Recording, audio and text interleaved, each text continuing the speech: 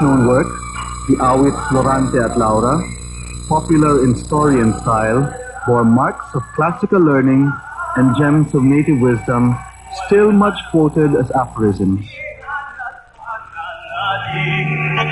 Wala ng kawiran, tangal at uri. Ang magandang asal ay itinatapon. Ng dagat ng kusyat linggato. Ang mga kabait ay... It has been seen to bear seeds of protest against colonial oppression and could thus be the root of a tradition of Filipino nationalist literature. Prose works first appeared in print in the 19th century, most of them directly dedicated to colonizing techniques and colonial ideals. Father Miguel Lucio Bustamante's narrative, Si Tandang Baso Makunat, tells of the dire effects of studying Spanish or other things unfit for natives and their conditions. Father Modesto de Castro's Urbana at Felisa, a series of letters between sisters in the form of a proto-novel, set out colonial mores for feminine behavior, which still affects social behavior today, and also sketched stereotypes of popular characters found in later Tagalog dramas and novels.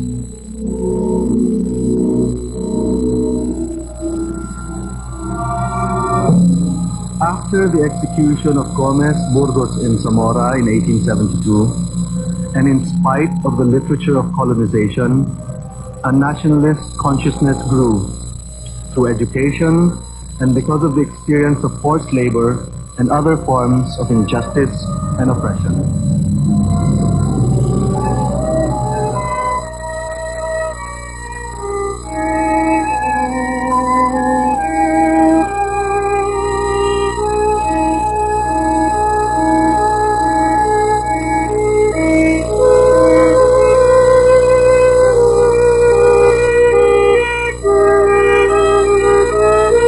Thus was born the literature of reform and the literary realism of Rizal's novels, which did not only have impact on the consciousness of Filipinos beginning to reject Spanish rule, but also on the works of succeeding writers.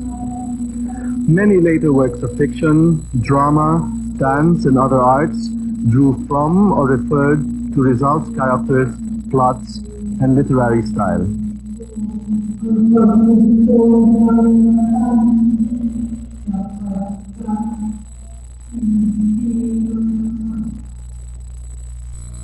Marcelo H. del Pilar parodied sacred forms like the Catechism and popular forms like the Duclos to bring home to the people his protests against colonial and friar rule.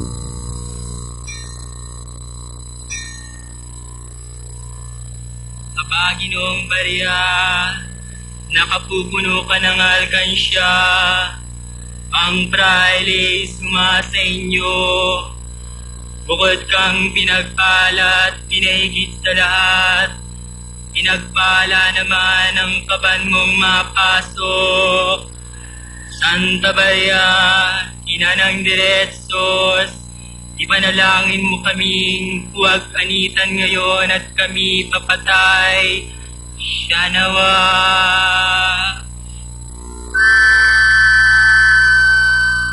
His poems, essays, and his editorship of La Solidaridad made Plaridel a major force in the propaganda movement. As the 19th century drew to a close, it became clear that the propaganda movement was not bringing about changes in colonial policy. Reformism was abandoned, the revolution began.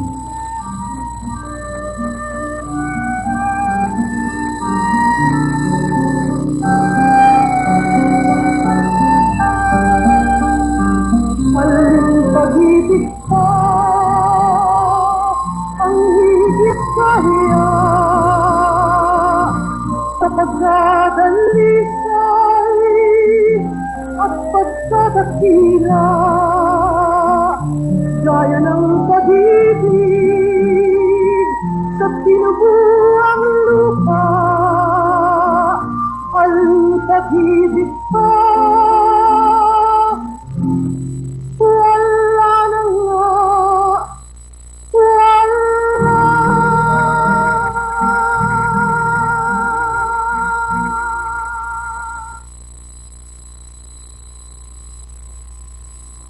The Katipunan's use of Tagalog linked the language with nationalism. The literature of the revolution includes Andres Bonifacio's Pag-ibig sa Tinubuang Lupa and the Katipunan Manifesto, Ang Dapat Mabatid ng Mga Tagalog, as well as Emilio Jacinto's Liwanag at Dilim.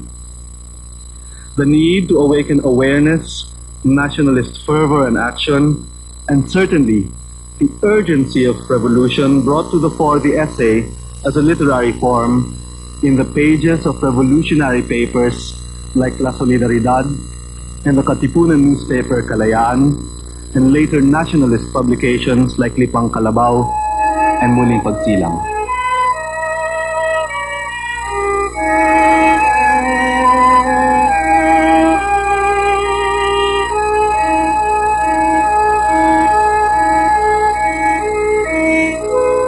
Philippine literature had grown from its community matrix through colonial influences to national and nationalist purposes.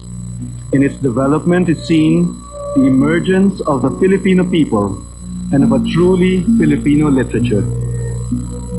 The early years of the U.S. colonial regime saw the continuance of the literature of protest, now directed at the new colonizers. In the drama, such writers as Tomas Remigio, Juan Matapang Cruz, Juan Abad, and Aurelio Tolentino were arrested as seditious because of their anti-American plays. The first decade saw a continuation and the eventual decline of Philippine literature in Spanish. The poems and novels had melded Spain's literary traditions to commentary on Philippine society and eventually to the patriotic sentiment of reform and independence. The establishment of the educational system in 1901 by the American insular government had profound effects on Philippine literature. English became the medium of instruction and the language of school literature. American images and values filled textbooks, and thus the minds and aspirations of Filipino students. From the schools came the first Filipino writers in English who sought to capture the Philippine experience in the borrowed language.